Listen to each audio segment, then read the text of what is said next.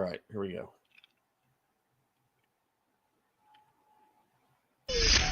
Stand by to launch FanStream Sports. 3, 2, 1. Let's start. Hello, sports fans. Welcome to FanStream Sports.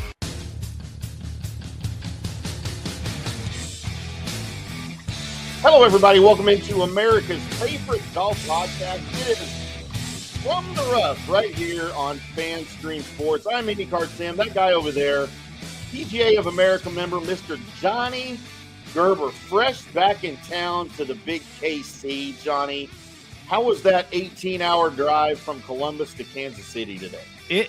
It felt like 18 hours, boy. I mean, it's only 9.5, 10 and a half hours. Depends on how many times you stop, but certainly a drive. I think I slept half the way. So, you know, the luxury about KC. So I like that little L I like going on here from Dallas to Kansas City is straight 35. You just put it on cruise and go to sleep. Yeah. And then Kansas City to Columbus is straight 70. Yeah. And you just put it on cruise and go to sleep. So, it was good. Construction was bad, but no, I leave early enough to miss the traffic. And, great to be in Columbus. The studio there in Columbus, Ohio for FanStream Sports is looking great. Great to see my parents. But now we are back in Kansas City getting to talk. If we continue to talk, let's just say continue to talk wins of Scottie Scheffler. Doesn't matter where the guy plays, right? It doesn't matter where the guy goes. The guy just seems to win no matter where. And for those who are not Scottie Scheffler fans, it's kind of a little bit boring, but those who are, they probably love it. They probably love it. And it's certainly not very good for our pocketbooks and our wallet, but we will talk a little bit about Scottie Scheffler in terms of, winning the Procore and maybe the momentum of some of these Ryder Cup players going into next week. Good, bad, ugly. And maybe even dab into a little how we feel about the Ryder Cup guys with one of the vice captains winning the BMW Championship. How about that? How do you think those guys feels on the European Tour side, Tim? Man, we're going to get into all of the Ryder Cup talk here in the next 2 weeks, right? Yep. Ahead of the Ryder Cup. And no, I did not want to come into the show talking about another tournament that Scottie Scheffler has won, but that was a pretty good voice. Did you push a button or was that your voice? That was all me. Thank you, because now I don't have to give the $5 bill to Kohler, and that's great. Even if it's the fake drop, we don't have to pay the fake drop. You're only $2, so we saved a little money already. We saved some money already. Scottie Scheffler, that's pretty good. But I know I did not only heard it 1,000 times. I should be able to imitate it by now. Yeah. But, that was not what I anticipated. And you just said, if you're not a Scottie Scheffler fan, it's not fun. You know what? It's not that I'm not a Scottie Scheffler fan. Everybody knows how I feel about Scottie. But I'm starting to lean towards Team Scottie. I'm kind of starting to come around. I mean, I don't have a choice, right? It's all he does is win. We got to keep talking about him. That's going to be the case for a while. So why not just grin and bear it, right? Like he's I don't know if it's because he's getting older. What's he, 29, 27? Yeah, not old. Or if he's just starting to relax a little bit more with all these wins and maybe he's enjoying the game more. But I'm starting to see a little more of his emotion. Yeah, a little bit. And I think I told you this. My opinion of him started changing drastically once I saw his personality come out in Happy Gilmore 2. Like, it's weird to say that his little bit part, and it was more than a bit part in the movie, kind of changed my opinion of him, that he was able to do what he did in the movie. You haven't seen the movie, for everybody out there, then you don't know what I'm talking about. If you've seen the movie, you understand 100% what I'm talking about. He was very self-deprecating in the movie. And I love when people can be self-deprecating because that's a part of a personality that not everybody has. And I think it's an important personality aspect for a lot of people to have, and if you can make fun of yourself and not take yourself too seriously, then you can have fun in other aspects of your life. And I'm starting to come around on Scottie. I'm starting to see he's having a little more fun. I don't know that he'll ever be the guy doing the shooter guns into the crowd when he makes a putt, but you know what? Not everybody has to be that guy, right? We have some of those. Yeah, he's not Boo Weekly for sure. Yeah.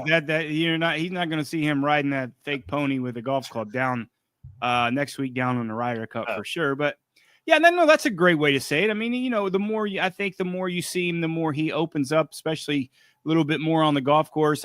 His antics to me, I know his expectations are so high, but maybe his antics to me when he does it must be a University of Texas thing or something, because Jordan falls into that category also.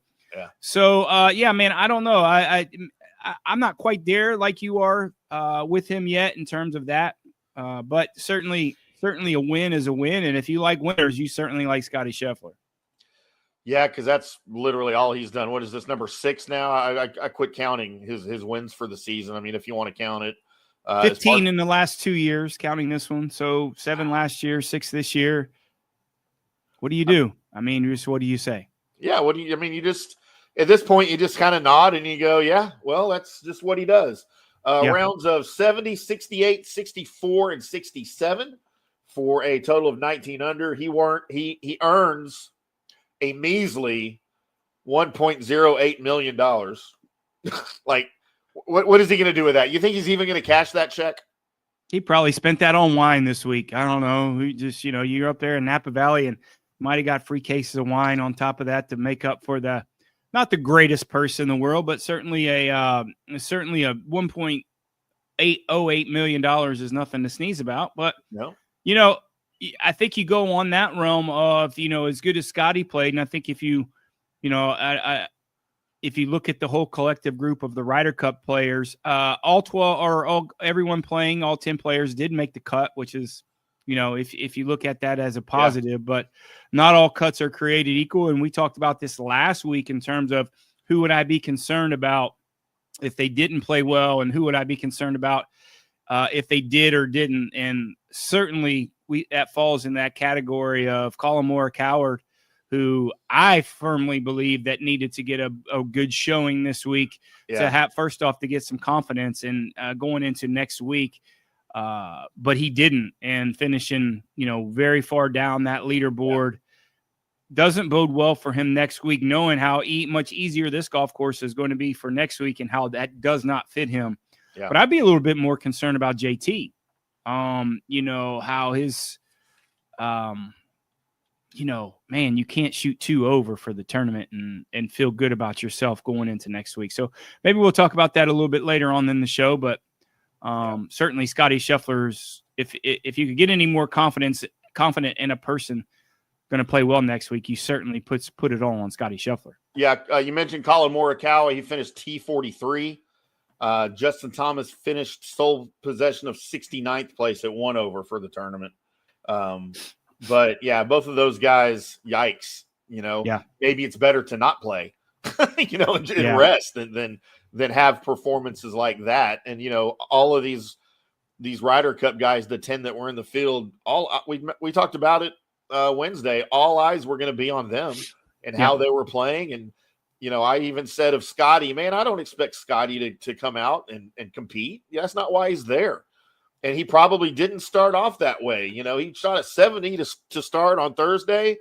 He shot up 24 spots up the leaderboard after Friday's round with his 68. And then, of course, even farther on 64 with a 64 on Saturday. So, you posted your matchup on Saturday, and I put out a little kind of a recap of article about what was happening, and Ben Griffin in the lead. And I mentioned Scottie Scheffler as kind of like a passing comment in the article with your pick, with your matchup, saying, hey, it's Saturday, watch out for Scottie. And I was kind of halfway joking when I wrote that. And then come Sunday, when you did your Sunday matchup, I did the same thing. And I said, well, la-di-da, look who's here. I mean, he's already here. It's going to happen. Look out for Scottie. Yawn. And I was kind of half joking. I did not expect him to do this, but here we are now on Monday talking about another Scottie Scheffler win on the PGA Tour. As you said, 15 in the last 2 years. Is that what you said? Yeah, 15 or 6. So no, we have 13. Sorry, 13. Okay, 7 last year, 6 this year. Right. So 13 in the last calendar year, right? That's so I mean, ridiculous. in 12 months. Yeah. In 12 months, that's what you're looking at. I think he should retire and maybe start bowling or something. Well, yeah, maybe. Well, let's get him the career Grand Slam first, and then we'll go that route. Yeah, I mean, it's inevitable at this point. I think, that. Oh yeah, I mean, what? How could you bet against him? I mean, do you want to bet against him? Because I don't. I mean, I never thought he would get a British Open ever in a million years. I don't think that, just he never plays well over there. Well, yeah, I mean, obviously his game travels. And when we previewed the Procore and, we looked at the guys we thought that would play well, that really play well on Poania greens. You could find that a little bit of Dallas, but that's certainly not how he grew up. He grew up in the Dallas area on the really not quite the course Bermuda. You can get some of that overseed there, but certainly the guy who finished second, Ben Griffin, having a chance to win, but missing that last putt. Certainly didn't grow up there. I mean, it's pretty hardcore Bermuda where he comes from, but that just goes to show with those two guys that their game travels so well. And I think that bodes well for going into the Ryder Cup, that those greens are going to be all Poe and playing in New York is certainly going to help that. But, it doesn't matter where the guy plays. You drop him off in Mars, it seems like, and the guy can figure out a way to win something. The Mars Open, I don't know, whatever it is, whatever tournament's going to come there in the next 100 years. Yeah, and we don't talk a lot of LPGA golf, but we had kind of a notable ending at the LPGA as Jeeno Thitikul, who's the chick that I figured out I saw over here in Frisco that I told you that I saw at McDonald's. Yeah. I didn't recognize her until I saw her on TV later that week. She had her second win of the LPGA season in her hand on 18 at the Kroger Queen City Championship until it fell apart and she 4-putted the final and 72nd and final hole, opening the door for Charley Hull to take the win. Yeah. And I played that golf course a bunch, TPC Riverbends down in Cincinnati. Yep. That 18th hole is kind of a quirky par 5 that meanders a little bit to the right, a slight dogleg right, not much, but it's a little quirky hole. It's a kind of a 3-tier green there. But what a way for Charley Hull to get her first LPGA win. Is it her first? I believe it's her first LPGA win. And you feel bad for Jeeno Thitikul when it comes to something like that, but good for Charley Hull. They got to play them all, right? Yeah. They got to play them all, and you can't control what other people do. He's had a great year, Jeeno, but what a great win for Charley Hull, and maybe the floodgates will open when it comes to something like her. She's been knocking on the door for a long time. She has. So Jeeno reached the par 5 18th and 2, landed her second shot 50 feet from the hole. She ran her eagle attempt 5 feet past, but she was still in good shape for a par. She had to sink that to go into a playoff, but she burned the lip with her birdie attempt and then pushed the 4-foot par putt that would have secured her playoff with hole past the hole.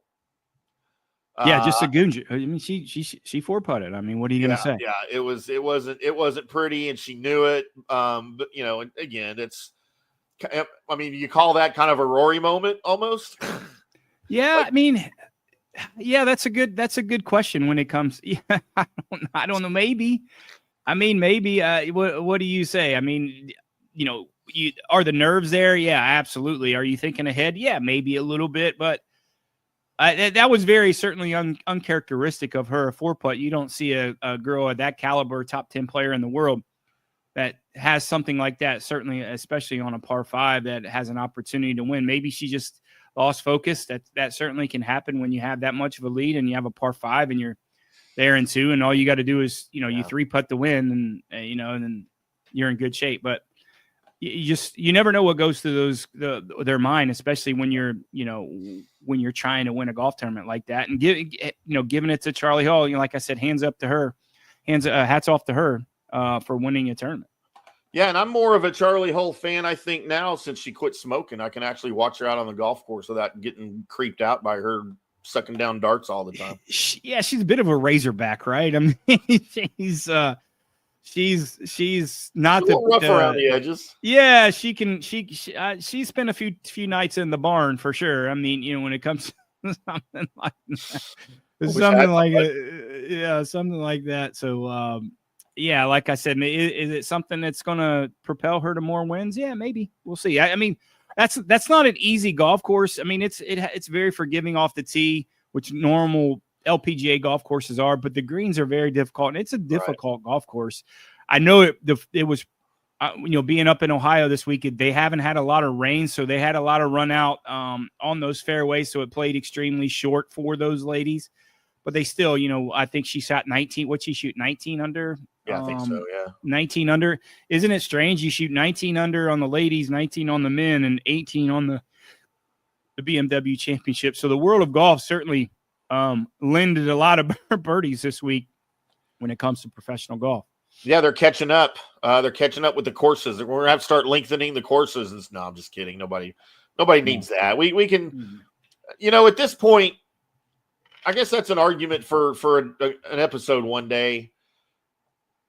Number one, do you even have to address that golfers are becoming better than the courses, that golfers win now? Is it a problem? Some people would consider that a problem. I mean, I do. When you start getting to 30 under, I just, it's not fun to watch for me. So there's ways. One, what's that? No, go ahead. Sorry. No, so number one, do you even consider that a problem? And if you do, how do you address it? Do you start altering the courses, or do you start altering the equipment and putting restriction? We've talked about using shorter balls and things like that. Do you start managing the equipment, or do you start managing the golf courses more? Like, what would be the best way to address that? There's so many questions in there, and I don't think we're there, right now, where you need to start thinking about that. But man, I can certainly see, with technology advancing so rapidly in golf and club technology and ball technology, and just guys getting stronger, and not just golf, in every sport, really. This happens in every sport. At what point is the NBA going to raise the rim to 12 feet? I mean, it's inevitable. It's got to happen at some point. Do you make the hole smaller? I don't know. There's so many things you can do, but what's the right way to do it? Just to stay true to golf.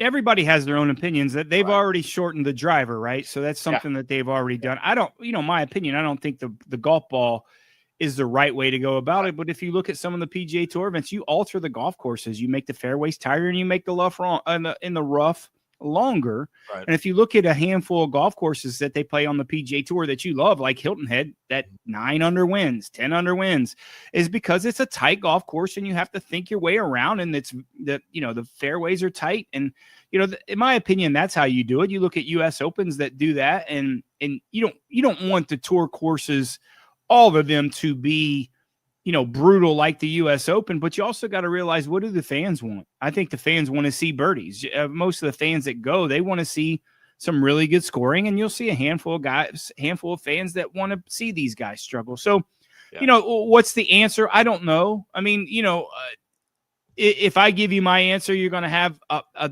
100,000 other people that have a different answer, and then 100,000 people are going to have a different answer than that. So it's certainly something that's an opinion type things, but if you go back in the world of sports, just like, if you want to talk about basketball, I mean, those guys, fans want to go see those guys dunking, a lot, they want fast pace. So, does it, the bottom line is, and it's been happening for a long time, athletes are bigger, stronger, faster. Yeah. That's what they are.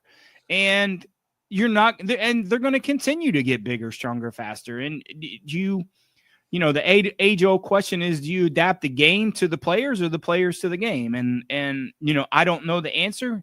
I don't know if anyone really has the correct answer, but certainly a lot of people have their opinions. Yeah, and like I said, that's an argument. Everybody knows how I feel. I hate I don't hate the double-digit under par winners.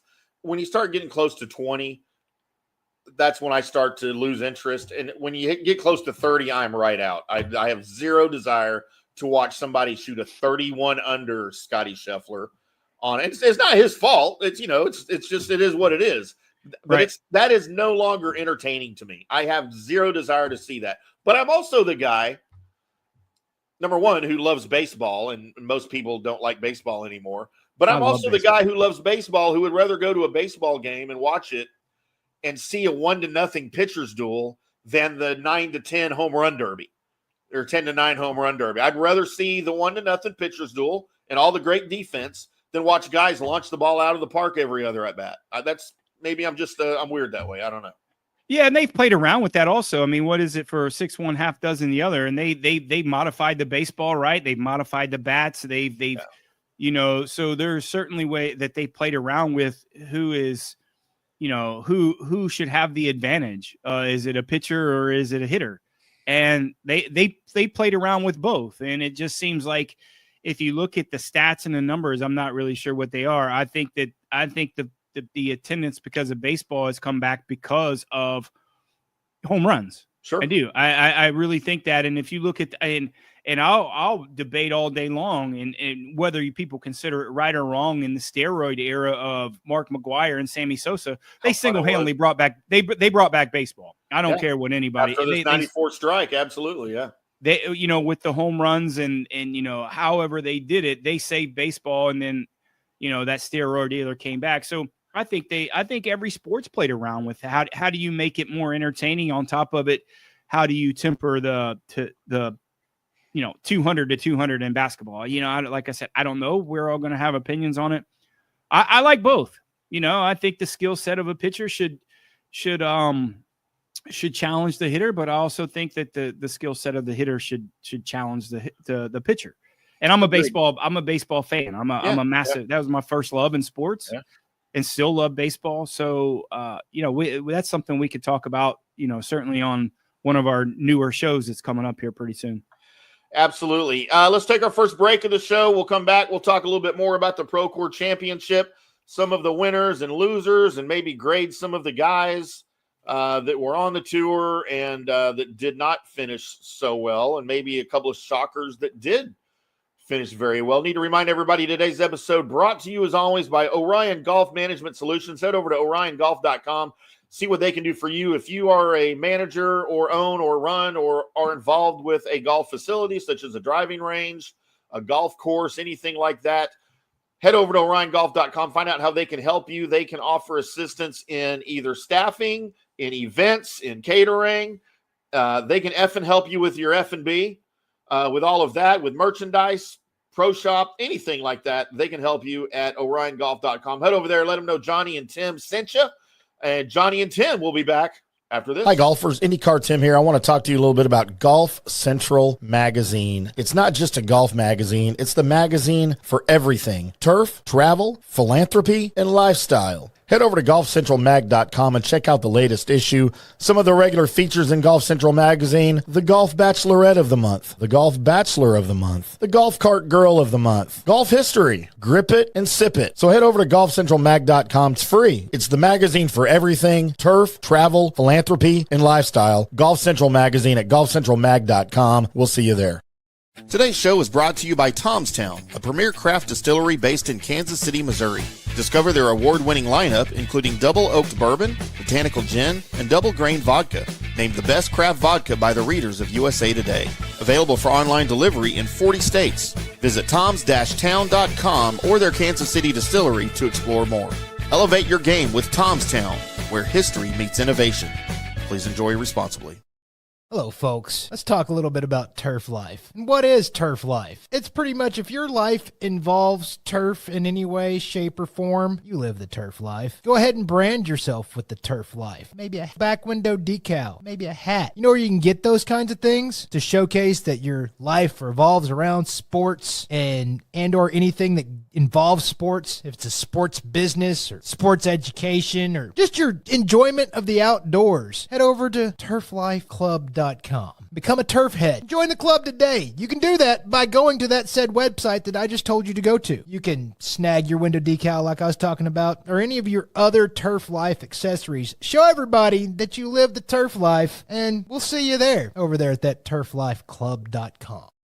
Orion Golf Management Solutions. Orion Management Solutions has tailored its service packages just like it tailors its approach to customers. Some owners need more supervision, while others need periodic assessment of their short-term and long-term strategies and programs. Orion can be called in to develop a business plan with the existing staff or we can assist with the daily management of a facility or event. Either way, we make sure the client is satisfied and understands the direction the facility needs to go in order to achieve the owner's goals. Orion Management Solutions can help with owner assistance service solutions, daily course management, business plan development, monthly operations, or as-needed consulting services. Whatever your need, Orion Golf Management Solutions can help. Check out oriongolf.com. Let's go. Right now, back to the show on FanStream Sports. Welcome back to From the Rough right here on FanStream Sports. I'm IndyCarTim. That is Johnny the Man Gerber live from his home studio in Kansas. Almost said Orchard Park. Overland Park. Why am I thinking Orchard Park? That's weird. You're thinking of Buffalo Bills. I Josh know, Allen. I am. I'm thinking of Rich Stadium. I'm not even Rich Stadium anymore. Overland Park's nicer than Orchard Park. I promise you that. You know what? I've been to both, and I agree with you 100%. I've been to Orchard Park in the wintertime. Why? Yeah. That's the question. Why? Cowboys game. Yeah. Back in the late 90s, they went up and played Buffalo. I think it was only November. It wasn't even December. But they already had a foot of snow, and they bust us media on a 4-wheel drive bus, or I guess an 8-wheel drive bus, whatever it was, to get us all to the stadium. Same bus the players were, type of bus the players were on from the hotel. And dude, that's a haul, man. Back then they didn't have hotels around the stadium. We were actually in Buffalo, and we had to go all the way from Buffalo to Orchard Park. Yeah, and the nasty weather, and no. Yeah. And then they decided, you know what, let's build our brand new outdoor stadium right next to the old one in Orchard Park. We don't need to be closer to Buffalo. Yeah. So whatever, you know what, good for them. You know what, kudos to the Bills, though, for staying true to their heritage and building an outdoor stadium. Well, now they're building an indoor stadium. No, not Buffalo. I thought it's like I thought it was like 80%. No, there you go. So it's got like over the crowd, like over the seats. Yeah. But it's not like Texas Stadium was, right? Like that was ridiculous. That was basically a dome with a little hole. No, this is going to be true to life, you know, keeping some of the fans out of the elements, but dude, the field's still going to get covered in snow, and they'll have all the heated stuff. But again, I have to say congratulations to Buffalo for doing that with their stadium, and also at the same time say F you to the Cleveland Browns for building a dome in Cleveland for their new stadium. Just goes to show successes of franchises, right? Cleveland's going to Cleveland. I've been saying it for years. Cleveland's going to Cleveland. Mm-hmm. So we'll talk football on a different show. Yeah. But let's get into some of the also rans here and the grades. Of course, Scottie Scheffler. You can't give him anything other than an A++ or a check plus. If you go all the way back to elementary school, we used to get check plus. I think we'd get a check minus, a check plus, or a check plus was the highest you could get. So I think I'm going to start grading golfers on my elementary school grading slope with the check system. How many stars? Did you get gold stars? Yeah.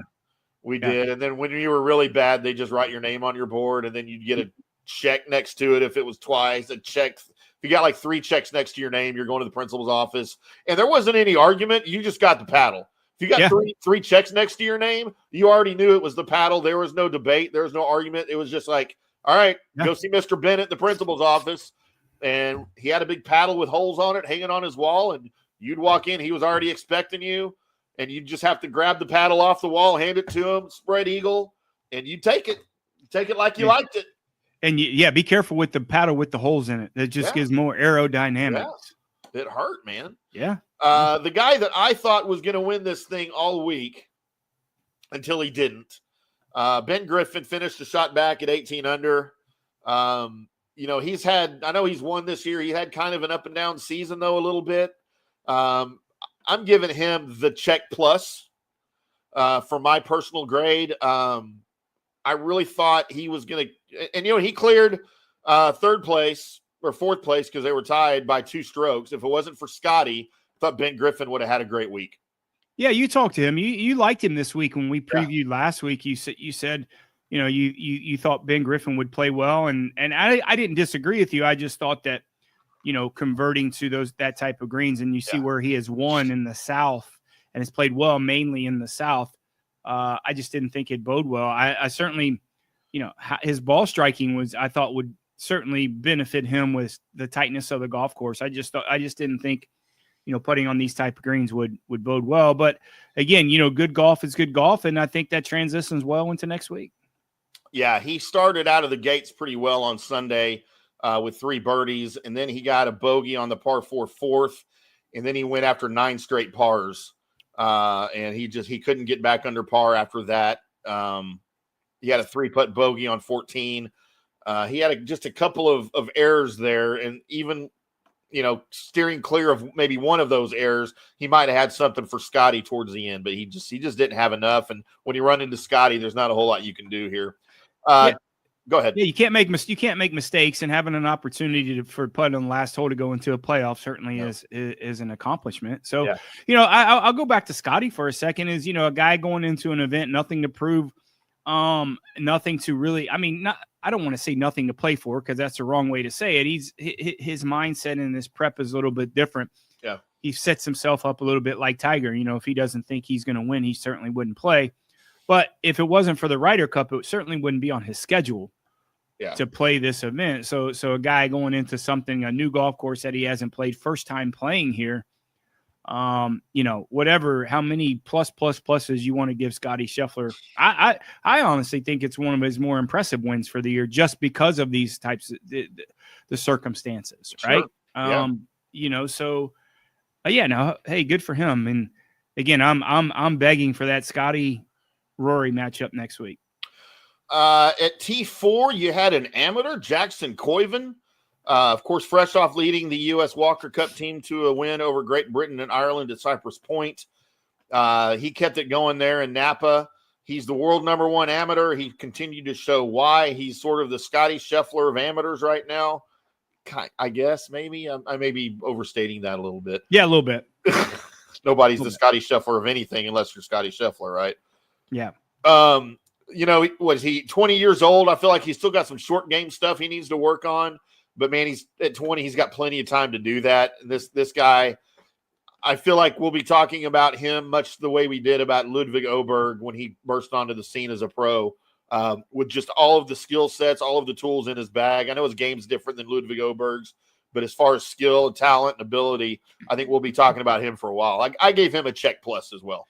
Yeah, if you look at a guy like that, certainly doesn't lack confidence. If you listen to some of the comments that he was making towards Russell Henley, and I think that I like that. I think that's good for a kid like that. But it just goes to show with these kids coming out, they're not scared, man. They are not scared, even though they've been watching. And he's seasoned. He's played in so many, tour events and things like that. Hopefully, he doesn't fall or look in that category like the Luke Clanton. If you look at Luke Clanton since he's turned pro, he certainly hasn't panned out in terms of the expectations that he has had. Right.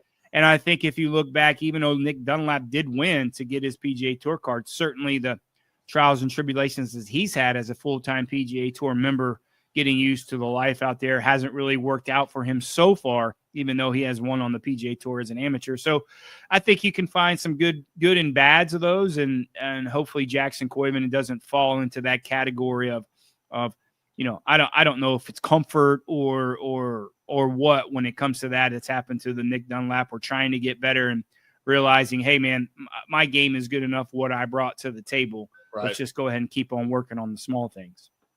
At T19, finishing at 9 under, my guy, I have not spoken with him. That hadn't been long enough yet after the round.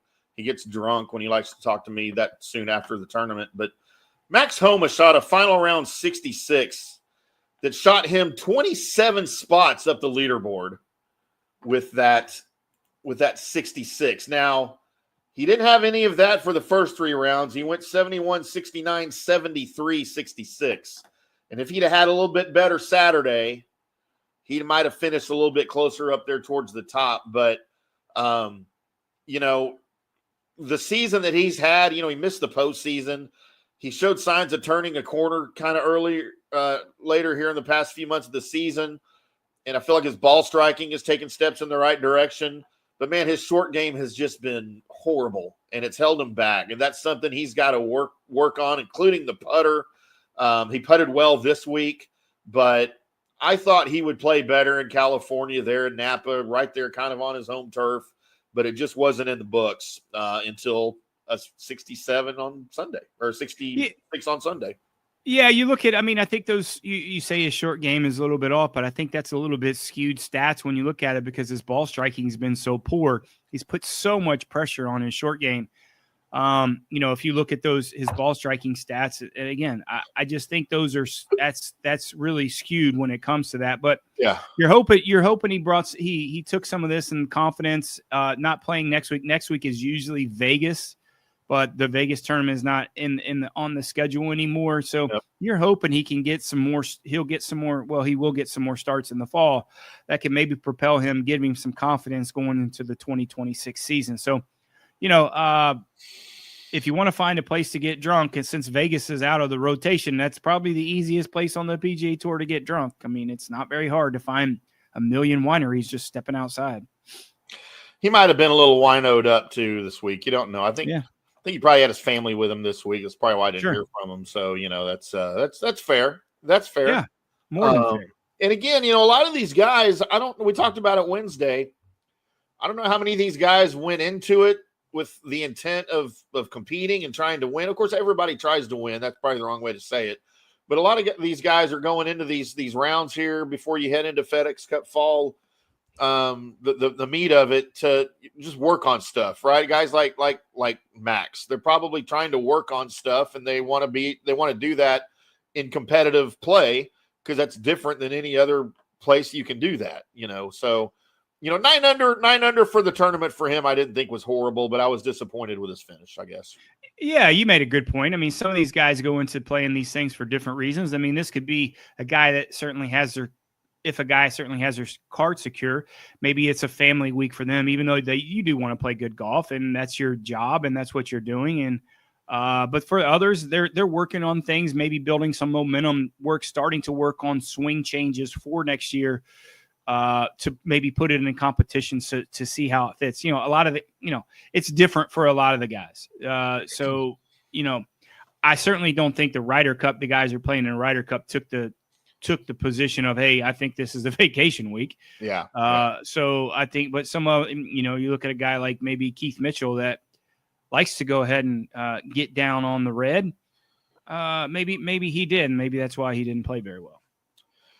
Your guy at T43 finished 5 under, Colin Moore, a coward. When his iron play is off, it's hard for him to score well, and he's been dealing with that kind of all year, but this week he dealt with that as well. He only had 12 birdies all week, almost half of those coming in a 2-hour window on Friday. He's still accurate off the tee, but he's searching for something in his game, I think, somewhere else. He mentioned at the Tour Championship that it wasn't his putter. So despite consistent changes, and he said that was at the top of his to-do list, there's still parts of his game that are failing him miserably, and that's terrifying going into a Ryder Cup. Don't be surprised if he doesn't play a lot of matches. I mean, is he the weak link? I mean, I don't see how he couldn't be, right?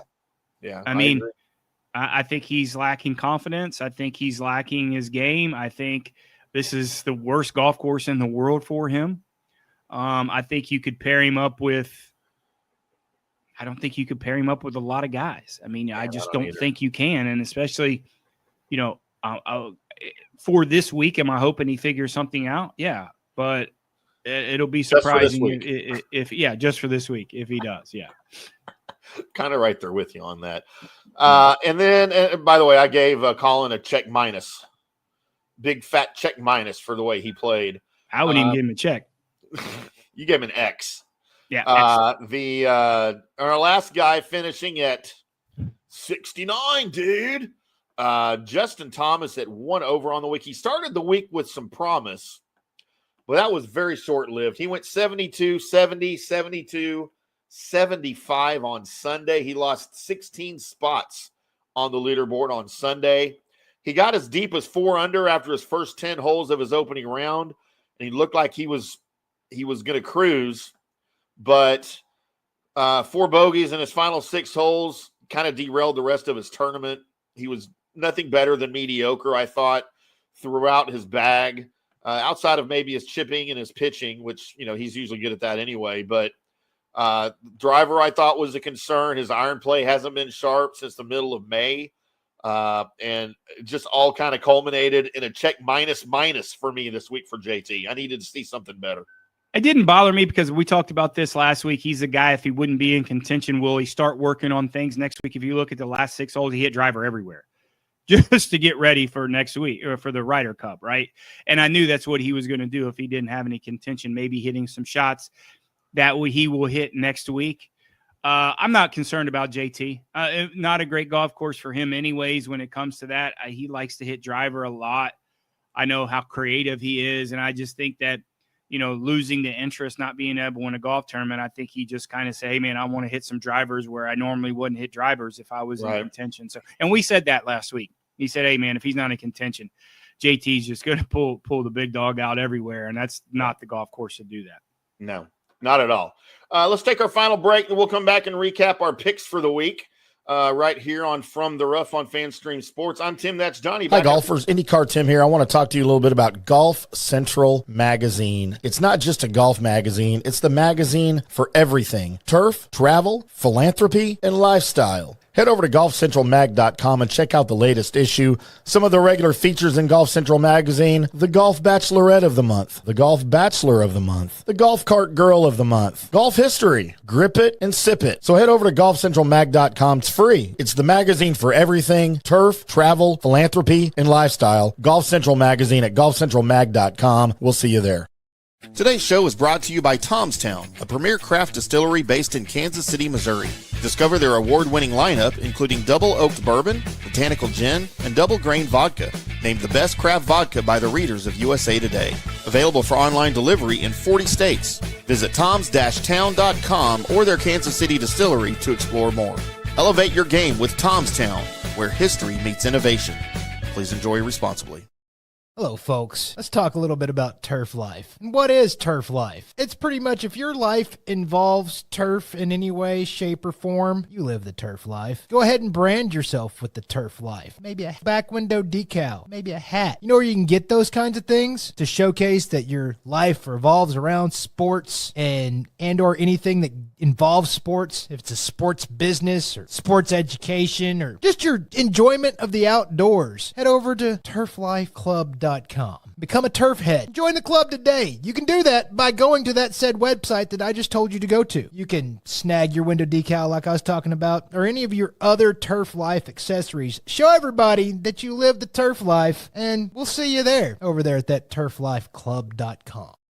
Orion Golf Management Solutions. Orion Management Solutions has tailored its service packages just like it tailors its approach to customers. Some owners need more supervision, while others need periodic assessment of their short-term and long-term strategies and programs. Orion can be called in to develop a business plan with the existing staff, or we can assist with the daily management of a facility or event. Either way, we make sure the client is satisfied and understands the direction the facility needs to go in order to achieve the owner's goals. Orion Management Solutions can help with owner assistance service solutions, daily course management, business plan development, monthly operations, or as-needed consulting services. Whatever your need, Orion Golf Management Solutions can help. Check out oriongolf.com. Let's go! Right now, back to the show on FanStream Sports. Welcome back to From the Rough right here on FanStream Sports. I'm IndyCarTim. That guy over there is PGA of America member John Gerber. It is Recap Monday for you boys and girls unfamiliar with the show. We do our recaps on Monday, our previews on Wednesdays. And coming up, of course, we will give you 2 weeks of Ryder Cup preview. Here on Wednesday, we'll start with some preliminary stuff for you, everything we're seeing and hearing and everything pertinent. And then, of course, a week from Wednesday, this week, we will give you the meat of it as we get right into it. And it's probably the most exciting time of the year of this year for golf because of the Ryder Cup, the anticipation, the teams, the competition that we anticipate, the level of play that we anticipate. And, of course, we already know how America responds to the Ryder Cup, to the other team, and especially in New York. and especially at Bethpage Black. It's going to be an epic one, and we will bring you all of it at FanStream Sports, especially our new written digital content for you, our recaps and our previews, we'll give you some of the in-event stuff too. Make sure you check that out over at fanstreamsports.com, and our spanking brand new, shiny as a nickel website at fanstreamsports.com. Special thanks to everybody that made that possible for us. But Johnny, it is one more segment here to go until we turn all of our attention to the Ryder Cup, and that is our picks for the week. Look, I will go first. I did not have the greatest week. I did just miss in my top 10. Missed it by that much, as I do my Don Adams, Maxwell Smart impression that probably 89 to 95% of our audience has no idea what that is. Zero idea. But me and Nancy know what it is, and that's all that matters. I don't know if even Nancy knows that one. Oh, she knows Get Smart. There's no question. I don't know. She is smart, but she might not know that one, but we'll see. She knows that one. So if there's no Indians or killing in it, she's out. She'll know. We'll talk about it next time I'm there if I don't take her parking place. So my and that's all I'll say about that. Johnny, my picks last week, I had JJ Spawn as my winner. He ended up P6. Missed it by what's P6? Sole possession of sixth place. P6. Okay. As opposed to T6 when he tied for sixth. If you're solo sixth. Why didn't you say sixth? I've never heard P6.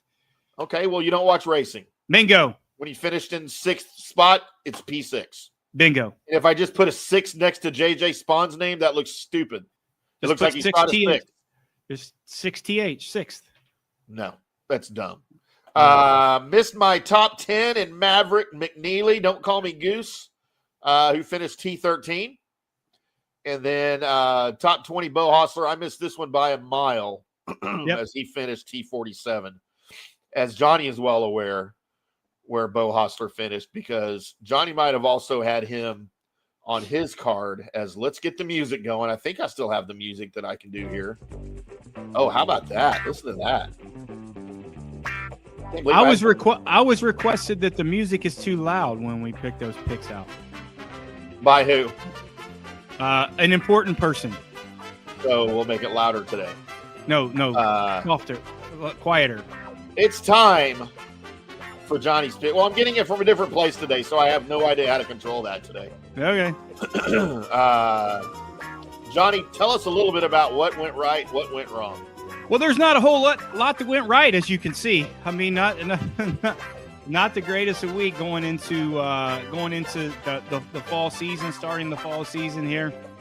But again, you can look at Maverick McNeely T13, Eric Cole 43, Doug Gim. Our ham sandwich had a chance.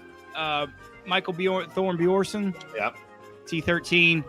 Missed the cut with Joel Damon. Again, we apologize to Maverick McNeely and Bo Hostler because most of the time when we have crossovers, it doesn't fare very well. Taylor Montgomery had a chance to jump in that top 20, but didn't have a great weekend. He sat there going into the weekend at T8 and just didn't have a great weekend. But we did go 2-0 on our matchups. That gets our total to 56. 56, 12, and 5 for the year. 56, 12, and 5 for the year, which is a magnificent record when it comes to matchups. We did lose a net profit of 600. That gets us to just still a profit of a little bit over $1,300 for the year. Again, this has been a terrible season for us, and we self-admittingly not a great year, but we'll tell you when we're right. We'll tell you when we're wrong. You know, I don't have to get it. I want to be right. I don't always have to get it right, and I don't sometimes, and certainly this was a week that I didn't get it right, but still really solid on our matchup. So all you guys following along with our matchups, congratulations to you, and we apologize for the picks. But, hey, what a great matchup weeks we're going to have for the Ryder Cup. I really love thriving in the Ryder Cup settings when we do matchups. I love. So really looking forward to next week. And then after that, we will continue. And I tell everybody our season ends December 31st, and we start anew. So we still have a lot of opportunities to make some money. And we will do that as we continue in the fall schedule. But let's clean our slate. We got another week off. We'll be doing a lot of Ryder Cup prep, so looking forward to that, and just so curious to see what some of these daily matchups are going to be when we talk about alternate shot with foursomes and 4-ball, best ball, and then the always compelling individual matchups that we'll see on that Sunday. So, man, I said this 3 weeks ago, a month ago, 2 weeks ago. This is the most excited I've ever been coming into a Ryder Cup, just for a lot of reasons, a lot of the storylines, and then a lot of the opportunities. I think this is for the first time. And I guess it's been 14 to 16 years that the Europeans have a chance to win on foreign soil, or a team has a chance to win on foreign soil. I think there's this opportunity for the Europeans. I think they stack up. I don't know why they're an underdog. Has to do probably only because they're playing in the United States and the record that the home team has. But I think they're just in better form coming in. I do, and I think there's a couple wink links on the team for the U.S. side. I don't think the European side has to hide anybody. And man, we'll see. I know you're as excited as I am. Yeah, and we'll get into it on. Johnny probably won't be with me on Wednesday for my excuse me, on my preliminary preview discussion. But I know a week from Wednesday or so, maybe we'll get him on. But I'm not optimistic right now where it stands about the U.S. chances. Maybe that'll change the closer we get. But as far as your new picks go for 2026, that will start January 31st with the Farmers, right? For the first tournament of the 26? No, the Tournament of Champions, the Hyundai. You'll start with that one? Okay. Yeah, we always start with that. We will start with the it's not Tournament of Champions anymore, but the first tournament will be it goes Hawaii. So it's the second Century week of January. Sony, right? Sony, Century and Sony. So that's the second week of January. We'll start. Okay. We might dabble some European Tour events through the couple weeks of the off season. I think I want to talk a little bit more. I think 2026 we're going to talk a little bit more maybe Corn Ferry guys maybe coming up.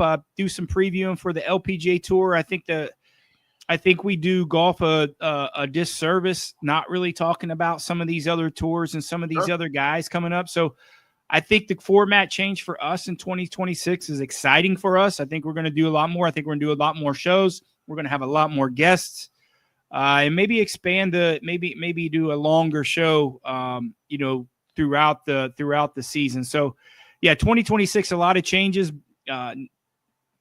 Potentially, we're going to do a lot more on-course reporting in 2026. So we're going to be a little bit more in depth for you guys for FanStream Sports, inside the ropes a little bit more. So 2026, we're really looking forward to that, and we really appreciate all the followers, everyone that's continued to watch the shows and support us. But we're continue growing. We're continue to have some more and more exciting content in all of our shows on FanStream Sports. So we appreciate everybody watching.